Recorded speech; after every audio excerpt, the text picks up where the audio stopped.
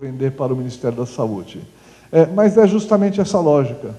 Quer dizer, nós temos atualmente um sistema organizado e estruturado para receber pressões.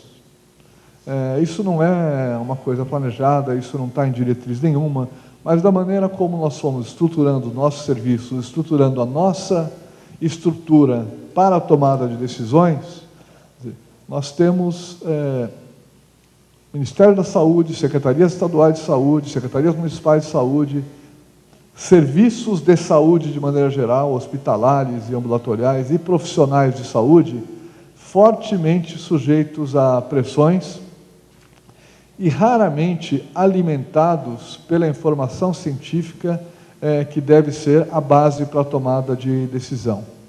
Então, acredito que o caminho que nós temos a trilhar e que no Ministério da Saúde tem se procurado implementar é um caminho promissor que justamente procura a inversão desta lógica, da lógica que parte da oferta de tecnologias, a sua avaliação individual e uma decisão de incorporação ou não, para a lógica das necessidades de saúde, que, como eu havia dito no começo, são necessidades muito difíceis de serem identificadas.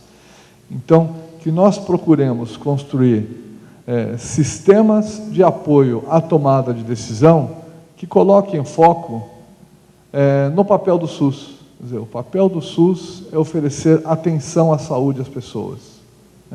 Oferecer atenção à saúde segundo necessidades que nem sempre estão claramente identificadas.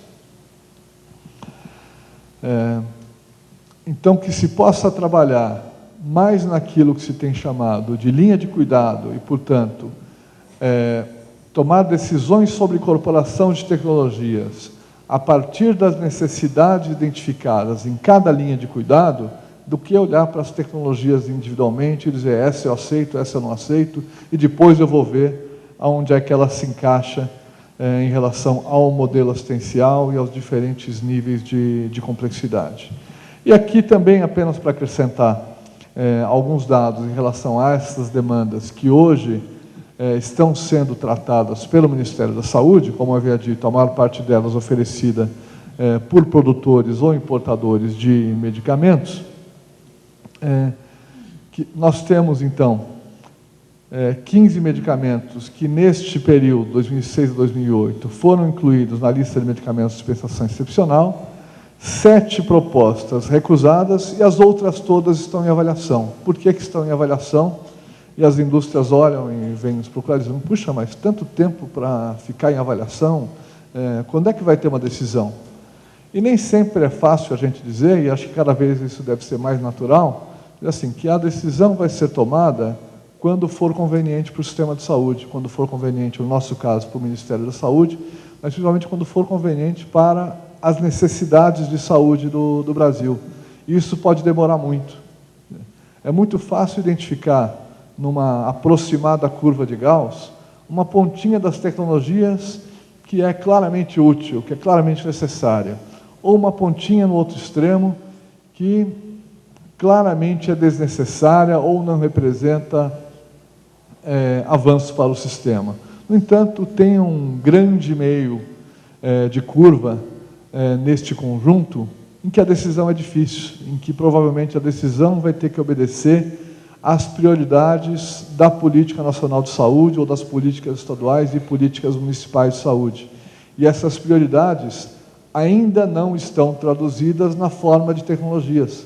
Elas, em geral, estão traduzidas na forma ou de doenças, grupos de doenças, ou de grupos populacionais que, por alguma razão, tornam-se prioritários na política de saúde.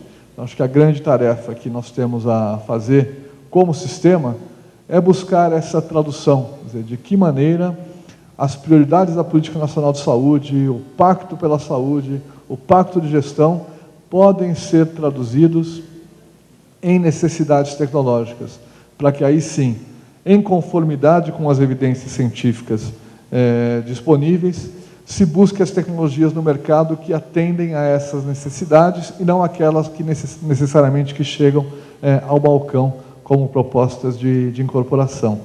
Então, existem estudos em andamento para buscar base científica para essas incorporações, mas isso certamente não é suficiente, uma vez que as decisões não são alimentadas exclusivamente pela base científica, mas sim pela perspectiva da política de saúde. Então, o que nós temos hoje é uma situação em que, certamente, a velocidade de incorporação é muito inferior à ansiedade por incorporação que os ofertadores de tecnologias nos apresentam, mas que, no entanto, é necessário esperar pela velocidade da ciência e esperar pela velocidade da decisão pública para que tecnologias sejam ou não incorporadas pelo sistema de saúde. Acho que temos algumas perspectivas no horizonte, espero, com a regulamentação da emenda 29, com o aumento de recursos de outras fontes para a saúde. Eu acho que essa é uma pauta que nunca sairá da nossa prioridade política absoluta, mas também a necessidade de revisão quanto à forma de gestão de tecnologias de que dispomos atualmente.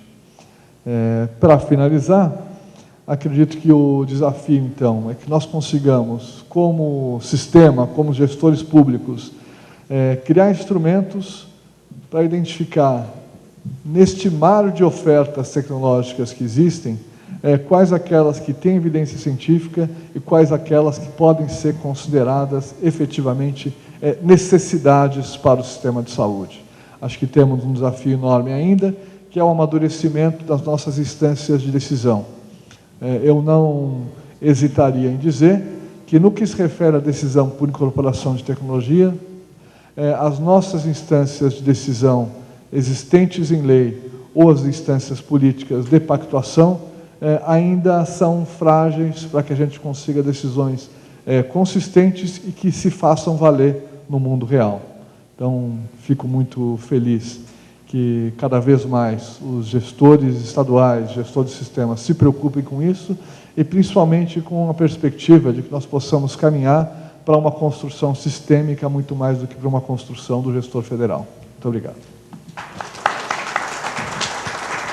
Obrigado, doutor Cláudio. Ele que nos trouxe aqui informações importantes sobre como o Ministério da Saúde tem adotado, quais os critérios estabelecidos para incorporação de novas tecnologias, novos medicamentos.